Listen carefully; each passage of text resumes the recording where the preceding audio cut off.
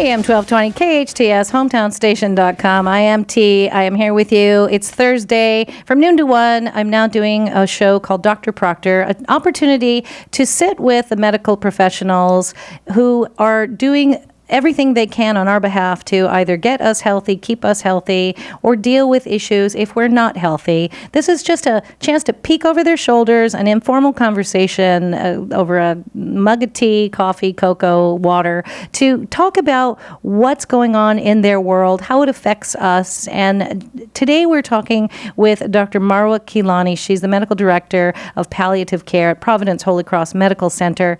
And we're going to talk a little bit about the differences between palliative care and hospice.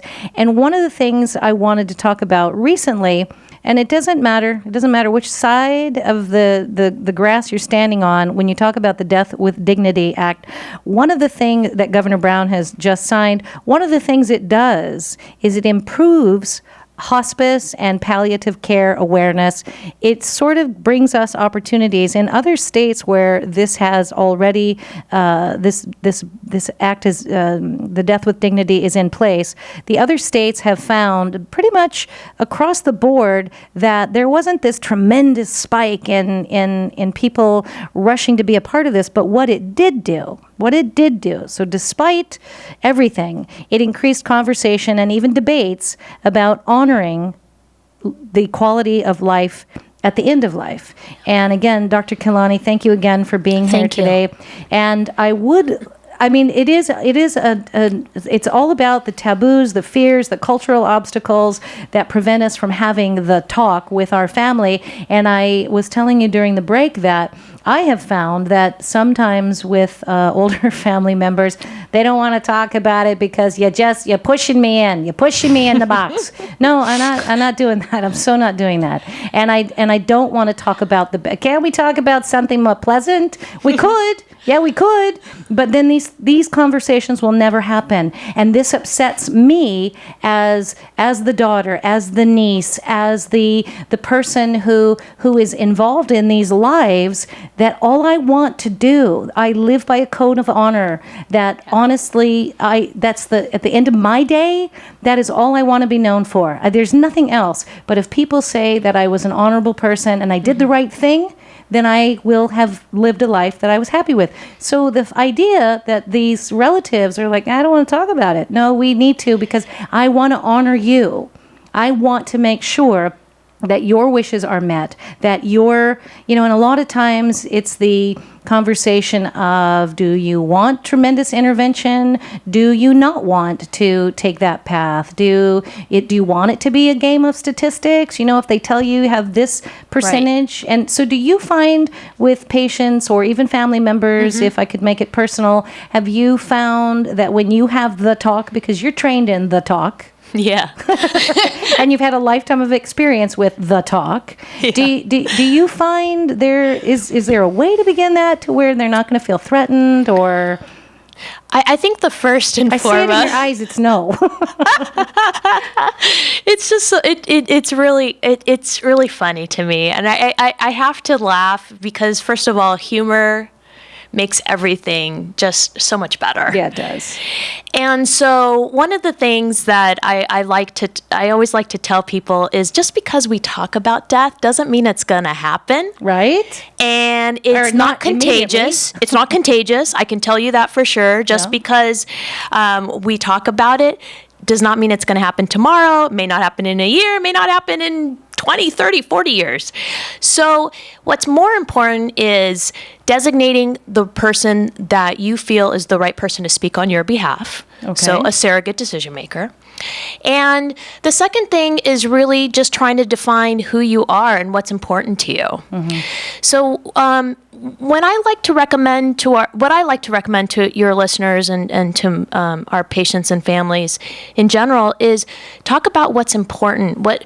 How can we honor you and honor who you are in any life process, right, any medical process. If you were seriously ill, would you want to die naturally? Would you want to be resuscitated? And you can totally lighten up the conversation and make it funny. And Okay, I'm going to have an example. okay. Well, let's see. Let's try this. As funny as I sometimes think I am, Dr. Kilani, I can't even think that far ahead. Exactly. And that's the purpose of having that conversation when you're healthier. You do not want to have this conversation in a crisis. Let me just tell you, it sucks. And you don't make good decisions. You don't make good decisions. I always say never make important decisions faster than you can brew a pot of tea. And if you walk into someone's office and you are given information, or you are thrown into a hospital situation and there are, swarms of people, that is not the time to be making important decisions. You're not going to possibly make the best decisions as you could have at home over a cup of tea with someone who loves you. Absolutely. Just at kitchen table. Yeah. Just sitting there in the healthiest moments, being able to sit there and just have a conversation about what's important to you. What's important to you. And sometimes we don't know exactly what that is, but it's a nice time to explore it. It's a nice time to think about it, and sometimes you have to revisit it. Even before people go to college, we spend a child's lifetime going, what do you want to be when you grow up? What do you want to do? Thank you. Okay, we have those conversations constantly, but yet we're not giving ourselves or our parents or our older people the opportunity to have a conversation with, what does that look like for you? Mm-hmm. What does retirement look like for you? What does illness look like for you? You kind of need to have that chat about what do you want the quality of your life. And we do that at other levels. Right. Do we go to a big school? Do we go to a little school? Do we move to the suburbs? Do we move to the city? We talk about the quality of our life in a day-to-day scenario, but sometimes we don't look ahead and plan. And we really need to open up crack that door of conversation to go, what does that look like for you? And it's interesting because the first time that I was really aware of decision making in regards to especially medical decision making was, I think I was probably an early teenager or a tween. And my very serious tween. I must have been, because my parents had told me exactly what would happen in case something happened to them, and they had said this person would speak for us, and you need to make sure to take care of your sister. Now, did they have a scare? Was there a scare in the family that made that conversation happen? No, I don't think so. Even externally, like someone they knew or loved, maybe? No, I mean, we've had family members, then they just did it. I love them. I do too. They're the poster child for what I'm trying to. And I'm still trying to get them to update their trust, but that's a whole other issue. But they were always very clear about what was important to them and the things that they wanted for their end of life experience, and it was about honoring them. It was about the importance of family and the importance of our spirituality and God, the presence of God in our lives. And those were the things that they wanted us to know about them. I like that. I'd like to meet them. Yeah, they're wonderful. I would love to talk a little bit again. I think palliative care, as I joked earlier, you guys need T-shirts that say "I'm your pal" because I'm here to take care of you. I'm here to be that person. And for a lot of people, they have somehow meshed hospice and palliative care together, right, like the worst disco song that you could listen to. They are different. There are similarities. Yeah, there's a lot of similarities, but they do march to a beat of a little different drummer. Right, and we are in the same continuum in the sense that palliative care can lead into hospice care. We do have the same team structures of a physician, nurse, social worker, chaplain. Together. We work hand in hand. Sometimes we pass the baton being the patient and family, moving on into that end-of-life experience. But hospice is actually a CMS criteria. Mm-hmm. There was a Hospice Benefit Act that was passed some years ago, and it's more of a criteria designated for patients who have a considered terminal condition where they are expected to pass within 6 months or less. Now, that type of care is really focusing on their comfort and quality of life. And that care can be done in any environment, whether it be in a nursing home or in the home environment. We unfortunately in the LA County area don't have very many hospice homes, which hopefully, one day we'll have more of those. But the care goes to where the patient is. Right. And that's what's important. And I think home really needs to be more of a conversation for a lot of families, because I had the great honor of taking care of someone who passed away in my home. And I have to tell you, it was the right decision. It was the right decision for her. That's what most Americans want, in us, fact. Yeah, and it wasn't the scenario that a lot of people had unfortunately painted for us. It was not what we thought it was going to be. It was a very dignified, very beautiful event that was we did the right thing by her. And I would encourage families to stop and consider this, because it is such a gift. You not only give to the person, you will find it is a gift to give to yourself and your children, because my kids were there, and it was not a frightening thing. Yeah. So, and it's interesting how much, again, going back to the differences between beginning of life and end of life, we give time for our mothers and fathers to spend time with their babies. Yes. Designated time that is carved out. I think it's state mandated or federally mandated. I don't know who actually owns that. But when you lose someone, when you lose someone, or you're in the process of caring for someone, we don't necessarily have those measures in place. and it's exhausting. I can tell you, it's emotionally draining. It's physically draining. Physically, yep. Everything about the process, but it's still an incredible gift. And it requires the most dedication. Yeah, it does. We were on 24 hours a day, and we took shifts. It was the right thing. Now, the other thing is that's the place, the location, what it is, and the timing. Now, with hospice, again, as you said, it's that 6-month window. Palliative care, and that has to do a lot with insurance. That's true. Now, palliative care is ideally is started at the time that the patient and family know when that serious or life-limiting illness has begun. Okay. And the statistics have shown that that's really when palliative care is the most effective, because not only can the palliative care specialist focus on the pain and suffering that they may be experiencing through that process, but they could also deal with emotional angst, psychosocial dynamics, spiritual suffering. So there's a lot that goes with that serious illness. Right. That we're not dealing with on a medical level. Right. That palliative care can then deal with. Exactly. That's very, very wonderful. The other thing is the type of treatment that palliative care comes in, and the program, how it. I never have to convince anybody to get palliative care, because they can still continue getting everything that they're getting. If they still want to get chemotherapy, absolutely, we're on board. We're 100% on board with them. And I think that's where a lot of the stigma comes in. That's exactly right. People confuse when someone comes in and says that, is that, again, they continue treatment that is, quote, meant to cure, as where, and to deal, again, with just the quality of your life as you deal with this situation.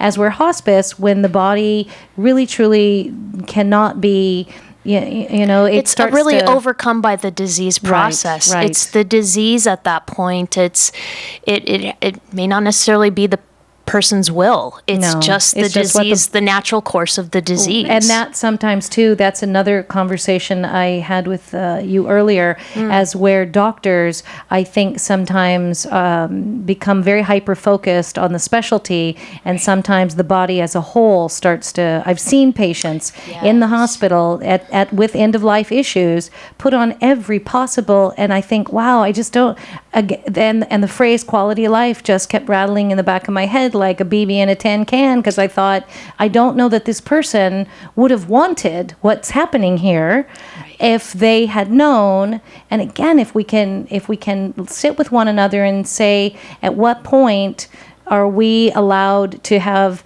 the conversation with someone we love to say, you know what, I want you here for me, but I feel like if you no longer have that connection tethered to this earth, Right. maybe we're not doing the right thing for you. We're keeping you here for different reasons. And that's also a part of the conversation. Absolutely. Because a lot of families feel guilty. I don't want to leave them behind. Yes, but what is your connection? Right. At what point does the depth and the meaningfulness of that connection, when the body starts to give in to the disease, as you say. Yeah. And again, I don't want to, one of the reasons I brought up the Death with Dignity Act was the idea that, yes, it at least opens conversation. And sometimes I think because we've taken that lid off that Pandora's box now, good or bad, for or against, debates and arguments, Death with Dignity changes. I was curious how you think this affects your doctors who already maybe don't have the talk with patients or aren't trained to have the talk and the conversation. How do you think this is going to affect doctors overall from your seat? Wow. I can see that they may have some difficulty with this. We're going to have to get specialists in for the doctors. Yes, we will. We will actually need to ramp up their level of education and training. I think that that's something that if there was a way to go back in time and redo everything in regards to this legislation, they needed to really add in more education to medical students, to current physicians, and provide them more knowledge and the ability to have these conversations, because they're not easy. Now, do you think there's anything to be learned from places like Oregon, Vermont, the states that have this in effect, or are they still scrambling up the ladder too, do you think? I think the conversation is still the main problem. It's really the crux, it's the crisis, and the whole country's dealing with it. It really has nothing to do with any of those states. It's about having the conversation amongst your amongst your families. And it's, I'm not even going to go towards the End of Life Care Act at all. I don't have any opinion, and I don't speak on behalf of the hospital that I work for. No. And you can't speak. I can't. I'm not. I don't own the. This is about the patient. Yes, it's not. I don't own this conversation. No, this is each individual's. It's a bigger conversation, right? And for me, I think while yes, there needs to be some serious safeguards in place that Absolutely. I don't know that we have.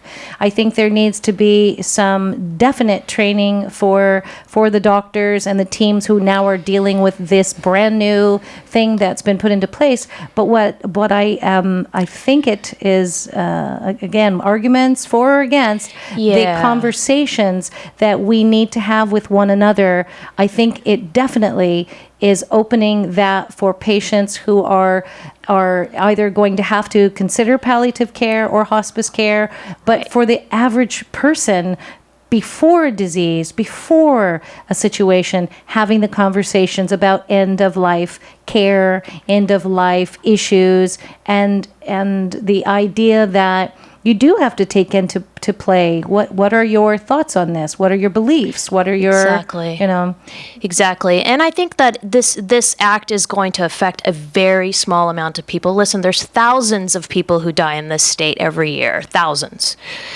And this act, from what it's been, as it's being mirrored in Oregon, has only really assisted 100 people a year. And we have a population we have a population of over 30 million. Yeah. So it is my issue with it is that we put in so much effort and so much money towards getting this small little thing passed. Yes. We could have put in maybe a little bit more effort and a little bit more money and focused really about the conversation. Yeah. And that's what's most important. And that's what's most important, the idea that we pick that up. Dr. Kehlani, in a moment, we're going to give everyone information how they can contact you, have conversation with you.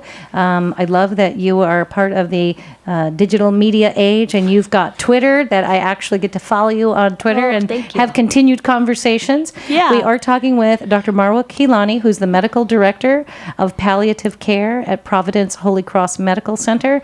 This has been, for me, a wonderful opportunity to at least approach conversations that I think we need to have, that need to be considered more with honor, dignity, beauty, and the idea that everybody's life matters and everybody's has to have, somebody. And again, palliative care, the idea that you have a team that come in to help patients with end of life issues and their families is really marvelous. And we're going to give people an opportunity to connect with you in just a little bit. You're listening to Dr. Proctor here on your hometown station, AM 1220 KHTS. We'll be back after these messages.